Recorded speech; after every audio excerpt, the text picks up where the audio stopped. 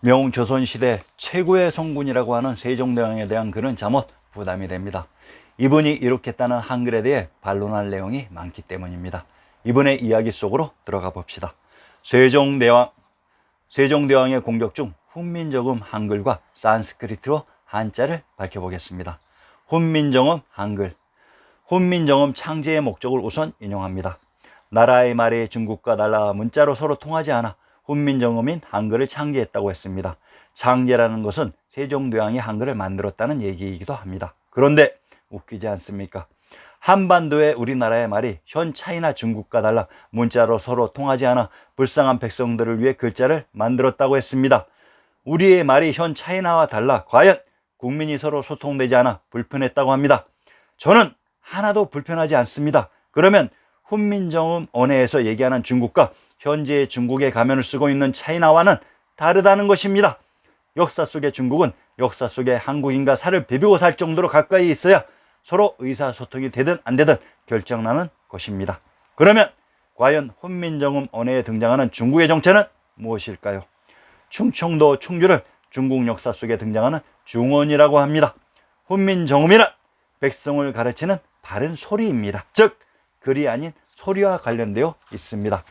현 팔도에서는 같은 사물을 다른 말로 표현하는 것이 매우 많으며 이것을 우리는 사투리라고 합니다. 각각의 다른 표현인 사투리를 서로 이해하기 위해서는 공통적으로 인식할 수 있는 기준 발음 또는 이름이 있어야 합니다. 이것이 표준말입니다. 우리는 표준말을 기준으로 각 지역의 사투리를 비교할 수 있을 것입니다. 그런데 이런 기준인 표준말이 없을 경우에는 각 지역의 사람들은 서로 의미를 전달함에 곤혹스러울 것입니다. 현재의 제주도 말을 들어보면 전혀 해석할 수 없는 외국어로 들릴 정도입니다. 그런데 이것을 표준말로 바꿔주면 누구나 이해할 수 있습니다. 즉 소리의 문제인 것입니다.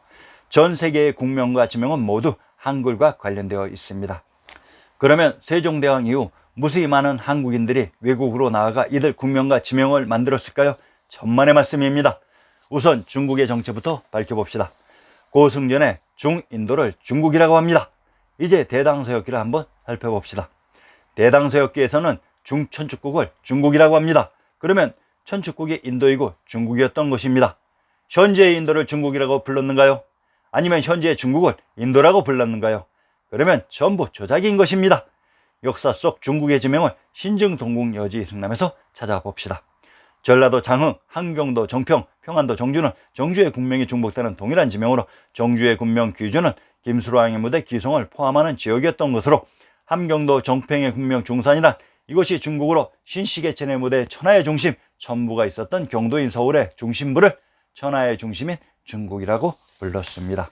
충청도 충주와 경기도 양주는 상화의 군명이 중복되는 동일한 지명으로 충주의 군명이 중원으로 충원 중심으로 중원에 있는 산이 중산이고 나라가 중국이 됩니다.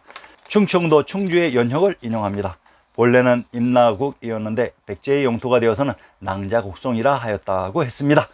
이곳 충주가 바로 임나 1본부의 실체로 일본이란 밝은 땅인 태양주 박주인 천하의 중심 금성 천부가 있었던 곳을 해주라고 불렀습니다. 아직까지 유튜브에 현존하는 많은 동영상 중에 김수로 왕의 부인 호황후께서 현재의 인도에서 오셨다고 소설을 쓰고 있는데 그것을 또한 믿는 사람들도 엄청 많은 것 같습니다. 차마 이해할 수가 없습니다. 신증 동국 여지승남 경상도 김해의 고적을 인용합니다. 호황후가 자신의 고향에서 가지고 온 석탑이 파사석탑입니다. 그런데 신증 동국 여지승남에서는 호황후의 고향 파사가 바로 간다라국인 페시아와르와 동일한 지명으로 역사 속 여주의 근처에 있었다고 합니다. 파사성 서북쪽으로 40리 되는 소산 임강에 있다고 했습니다. 호황후가 왔다고 하는 서역 파사가 바로 간다라인 페시아와르 파시아우르의 신시계천의 무대 천부가 있었던 파촉으로 이곳이 파시아로 바로 역사 속의 아유타국인 천축국이기도 합니다. 파사성이 소산 임강에 있었다고 했습니다. 임주의 흐른 강이 임강입니다. 경상도 김해의 군명이 금주이듯이 경상도 김해의 군명 임해는 또한 임주가 됩니다. 김해에 있는 성이 바로 금성으로 이곳이 천하의 중심 금성천부로 이곳이 바로 사바세계인 천조 연해도의 무대 인도 중국 천축의 파사성이었습니다. 전 세계의 국명과 지명들은 모두 한글과 관련되어 있습니다. 성현의 용제총화에서 훈민정음의 글자체가 고범자를 모방해서 만들었다고 했습니다. 즉 음을 표시하는 한글은 이미 오래전에 있어 왔었고, 한글의 우문을 통일하고 한글의 문자를 보다 간편하게 축소시켜 재탄생시킨 분이 바로 세종대왕으로, 한글 창제가 아닌 한글을 간소화시켜 규격화시키고 우문을 통일하고 대중화시킨 분이 바로 세종대왕이셨습니다.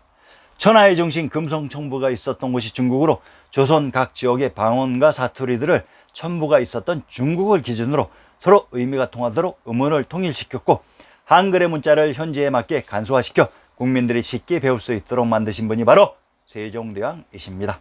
역사를 조작하면서 현재 전 세계의 국명과 지명들이 한글과 관련이 있다는 관련성을 모두 단절시키기 위해 이러한 조작극을 만들었던 것입니다. 수천 년 전에 만들었다는 피라미드는 피라는 펴라, 뜻을 펴는 의미이며, 미는 한글 고어 메인 산의 의미이고, 드는 한글 고어의 터 땅으로 뜻을 펴는 산터가 바로 순수한 한글인 피라미드입니다. 동영상 21회부터 38회까지 보시면 문명국이라고 하는 현 유럽 국가의 국명과 지명들이 모두 한글입니다. 누가 이 국명과 지명을 만들었을까요? 한글을 사용한 우리의 선조들이 만들었습니다. 산스크리트어, 현재의 인도말을 산스크리트어라고 합니다. 그런데 크리트란 바로 고려터입니다. 산스크리트란, 산스는 성스러운의 뜻이고, 크리는 코리, 고리, 가리, 고려이며 트는 터 땅으로 산스크리트란 성스러운 고려터입니다. 순수한 한글입니다. 크리스란, 크리는 코리인 고려이고, 스는 모모스의 소유격이며 트는 터 땅으로 순수한 한글입니다. 크리스마스는 크리는 코리인 고려이고, 스는 모모스의 소유격이며 마는 어마어마하다의 큰의 의미입니다. 우리는 우리 자신을 부를 때 코리안이 맞을까요? 아니면 고려인이 맞을까요? 우리의 고유 명사가 바로 코리안입니다. 이를 단지 영어 알파벳으로 코리안이라고 표기한 것이며, 한자로 음치한 음이 단지 고려였던 것입니다. 고려라는 음호는 단지 한국인들만 아는 음호이니 크게 의미를 두시지 말기를 바랍니다. 전 세계로 퍼져나간 코리안들은 자기 자신들을 고리, 가리, 구루, 쿠루, 코자, 갈리, 크로, 카잔, 게르, 글로, 파이, 과이, 골, 투르크, 아리안, 사라센 등으로 불렀습니다. 아프리카의 국가 세네갈의 갈은 가리인 고려입니다. 무엇이 문제란 말입니까? 한자. 현재 한자를 사용하고 있는 국가 중 한자의 음운 표기를 영어 알파벳으로 하고 있는 차이나, 대만, 홍콩의 지식인들에게 물어보겠습니다. 댓글창이 열려 있으니 언제든지 답변 환영합니다. 현재와 같이 영어 알파벳으로 음운을 표기하기 이전에는 과연 무엇으로 음운을 표기해서 국민들을 가르쳐 서로 소통시켰을까요? 한자의 문제점이 동일한 음운이 수도 없이 등장하지만 이 모든 글자를 명확하게 구분할 수 있는 것이 현재의 한국의 한글과 한자입니다. 즉, 한자를 한글의 음과 뜻으로 통제할 수 있습니다.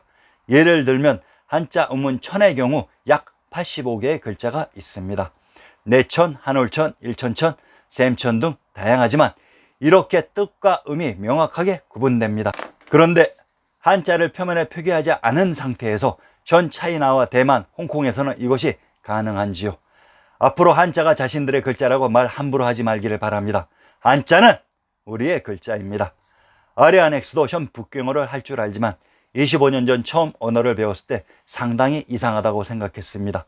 수천 년의 역사를 가졌다는 사람들이 왜 자기 나라의 글자를 표기하는데 영어 알파벳을 사용하는지 참으로 궁금했습니다. 그런데 아무도 이러한 의문에 답을 해주지를 못했습니다. 다음 회에서는 쇠주에 대해 밝혀드리겠습니다. 많은 관심과 구독 부탁드립니다. 감사합니다.